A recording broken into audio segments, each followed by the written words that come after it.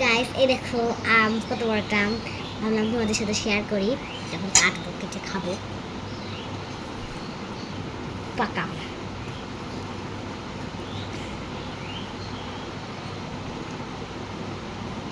দান কেচি নিই, তারপর দেখা হবে। গাইস আমি কোন পাগলা টাগলা কাটলে কি আর স্বাদ থাকে বলেন তো? না কেটে খাওয়ার স্বাদই আলাদা। কাটবো না এইভাবে, ছুলবো এইভাবে। গাছের আম এভাবে ছুলতে খুব মজা, বাট এটা কিনা কিনা আম। যত ওই আমটা তো গাছেরই, বাট এখন এগুলো ফরমালিন দিয়ে পাকায়। তো আমাদের বাড়ির দাদি খেতে চাইছিল আমাদের, তো আমার দাদির জন্য নিয়ে আসা হয়েছিল। তো দাদি খাইছে আমার দাদি। এটা গাছের আমের মতো, এটা ফরমালিন দিয়ে পাকাই নাই।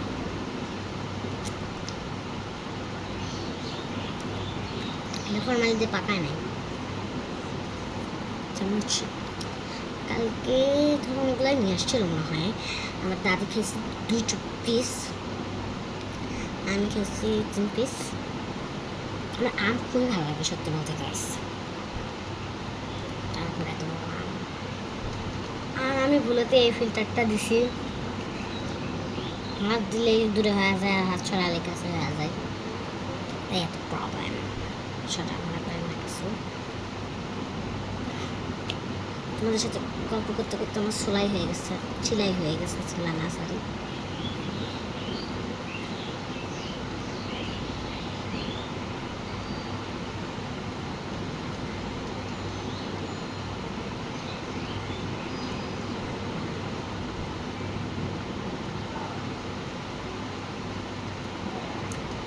গ্যাস চলছে।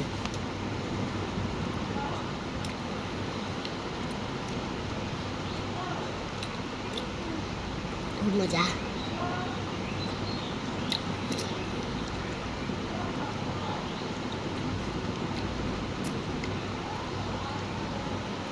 কই কই জানি টক, কই কই জানি মিষ্টি।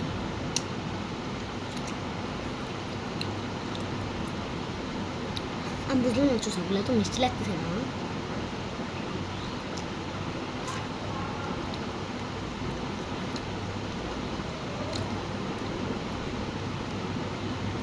চোচাগুলা কেন জানি মিষ্টি লাগতেছে।